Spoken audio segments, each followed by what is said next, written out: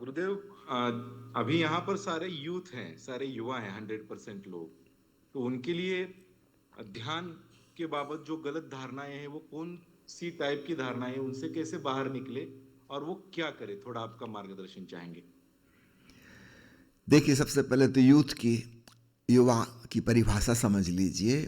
जो व्यक्ति अतीत में जीता है, पास्ट ओरिएंटेड, वह बूढ़ा है। और जो व्यक्ति फ्यूचर ओरिएंटेड है, भविष्य में जीता है, वो अभी छोटा बच्चा है, इमेच्योर। क्योंकि बच्चे के पास कोई अतीत तो है नहीं, अभी अभी तो वो दुनिया में आया। उसका तो सारा संसार भविष्य के सपनों में, कल्पनाओं में, महत्वाकांक्षाओं में है कि मैं ये करूँगा, वो करूँगा, ऐसा करना है, वैसा करना है, वहाँ जाना है। भविष्य के सपने ही सपने, कामनाएं ही कामनाएं, वासनाएं ही वासनाएं हैं।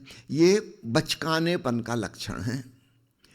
बूढ़े आदमी के पास सामने भविष्य तो बचा नहीं। अगर वो भविष्य की तरफ देखे तो मौत पे नज़र पड़ती है, कब्रिस्तान और मरघट की याद आती है कि अब दुनिया से जाने का समय आ गया। वो उसको देखना नहीं चाहता, तो वो अपने माइंड को पीछे की तरफ फोकस कर देता है।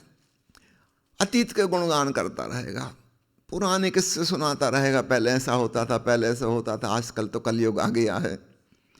उसके लिए सतयुग पहले था। परिवार के अन्य लोग सुन सुन के थक चुके होते हैं वो कहानियाँ। वो सैकड़ों बार बता चुके हैं वो सज्जन, लेकिन उनके लिए वही सब कुछ है, वो उसी में व्यस्त हैं। अब इस संदर्भ में समझें युवा कौन है, और फिर आपके प्रश्न का उत्तर दूंगा।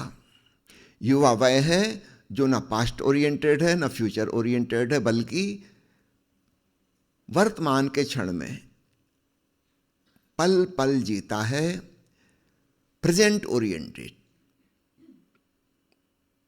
जो बीत गई सो बात गई, उनकी कोई कीमत नहीं, और जो अभी आया ही नहीं है वो अभी है ही नहीं, उसमें क्यों समय खराब करना। यह एक पल हमें मिला है प्रकृति की तरफ से उपहार, इसको हम टोटलिटी के संग पूर्णता से जी लें। तो युवा का लक्षण ये है। अब आपके दूसरे सवाल का जवाब देता हूँ। उनके लिए ध्यान साधना का क्या महत्व है? ध्यान का मतलब ही है वर्तमान क्षण में जीना, होशपूर्वक, प्रेम पूर्वक, टोटलिटी के संग, ताकि हम उसका पूरा रस भोग कर सकें, पूरी संवेदनशीलता के संग। जब आप चाय पी रहे हैं तो चाय की गर्माहट महसूस करें, उसकी खुशबू का मजा लें, एक एक चुस्की स्वाद का आनंद लें, अपनी संवेदनशीलता को बढ़ाएं। फिर आपने पूछा है कि ध्यान के बारे में गलतफहमियां क्या हैं। ये जो मैंने आपको बताया, चाय को इस ढंग से पिए, ये किसी धर्मगुरु ने आपको नहीं बताया होगा। आप समझ लें गलतफहमियां क्या हैं। गलतफहमियां जो फैलाई गई हैं हजारों साल से, पहली चीज वो कहते हैं मेडिटेशन इज कंसंट्रेशन, एकाग्रता। नहीं, बिल्कुल भी नहीं। ध्यान का अर्थ है समग्रता, अवेयरनेस इन इट्स टोटलिटी।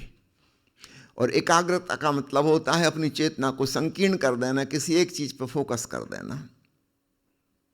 निश्चित रूप से एकाग्रता, कंसंट्रेशन मन के लिए एक टेंशन होगा, तनाव होगा, क्योंकि यह मन की सहज वृत्ति नहीं है। आप कुछ अप्राकृतिक कर रहे हैं। थोड़ी देर के लिए हो सकता है आप सफल हो जाएं एक विषय पर अपने चित्त को केंद्रित करने के लिए, लेकिन जल्दी ही चंचल चित्त यहाँ वहाँ भागेगा अन्य विषयों पर। तब आप परेशान हो जाएंगे और अपराध बोध महसूस करेंगे। लगेगा कि मैं पापी हूँ, मैंने कुछ दुष्कर्म किए होंगे पिछले जन्म में, मुझे ध्यान घटित नहीं होता। ये आपका दुष्कर्म नहीं है, ये उन गुरुओं का दुष्कर्म है जिन्होंने एक गलत धारणा को फैलाया, जिन्होंने एकाग्रता को ध्यान कहा। याद रखना, मैं एकाग्रता का विरोधी नहीं हूं, एकाग्रता उपयोगी है, लेकिन वो ध्यान नहीं है। एक आदमी एकाग्र होकर ड्राइव कर रहा है, बिल्कुल अच्छी बात है, एक्सीडेंट होने की संभावना बहुत कम हो गई। एक स्टूडेंट एकाग्र होकर पढ़ रहा है, परीक्षा में लिख रहा है, निश्चित रूप से पास होने की संभावना बढ़ गई। कोई व्यक्ति एकाग्र होकर संगीत में डूबा है कि पेंटिंग कर रहा है, अथवा कोई गृहिणी खाना पका रही है तो निश्चित रूप से उसकी कार्यकुशलता, वर्क एफिशिएंसी बढ़ जाएगी। तो एकाग्रता उपयोगी है संसार में, लेकिन वह आध्यात्मिक ध्यान नहीं है। तो एक गलतफहमी यही है। दूसरी गलतफहमी जो आजकल यूट्यूब पर और सोशल मीडिया पर छाई हुई है वो है कि visualisation is meditation. This is 100% wrong. कल्पना करना, दिवा स्वप्न देखना, ये मन का ही एक कार्य है। ध्यान है अमनी उन्मनी दशा। तो विजुअलाइजेशन भी ध्यान नहीं है। याद रखिए, मैं इसके विरोध में नहीं हूं। विजुअलाइजेशन का उपयोग किया जा सकता है। अगर आपको सम्मोहन में जाना है, हिप्नोसिस में जाना है, जरूर इसका उपयोग किया जा सकता है, लेकिन यह ध्यान नहीं है। ध्यान में जाने के लिए भी इसका उपयोग किया जा सकता है, एक जंपिंग बोर्ड की तरह। कंसंट्रेशन का भी किया जा सकता है, एक जंपिंग बोर्ड की तरह। हम दौड़ते दौड़ते आते हैं और उस बोर्ड से छलांग लगा के हम सरोवर में कूद जाते हैं। ध्यान यानी सरोवर में कूदना।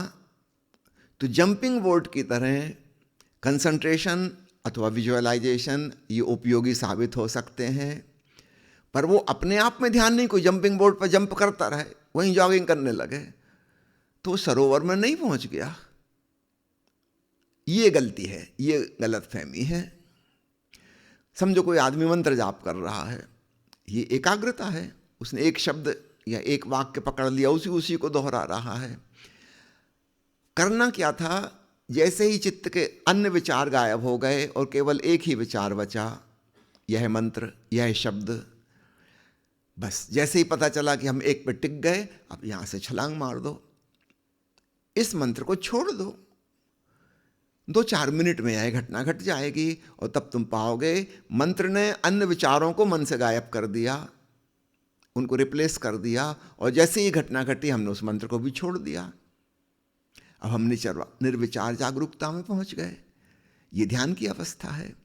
विजुअलाइजेशन का भी उपयोग किया जा सकता है, बस 2-4 मिनट के लिए। आप विजुअलाइज कर लें, मान लो कि आप बोधि वृक्ष के नीचे भगवान बुद्ध की तरह बैठे हुए हैं। ये कल्पना है, लेकिन ये कल्पना सहयोगी हो सकती है।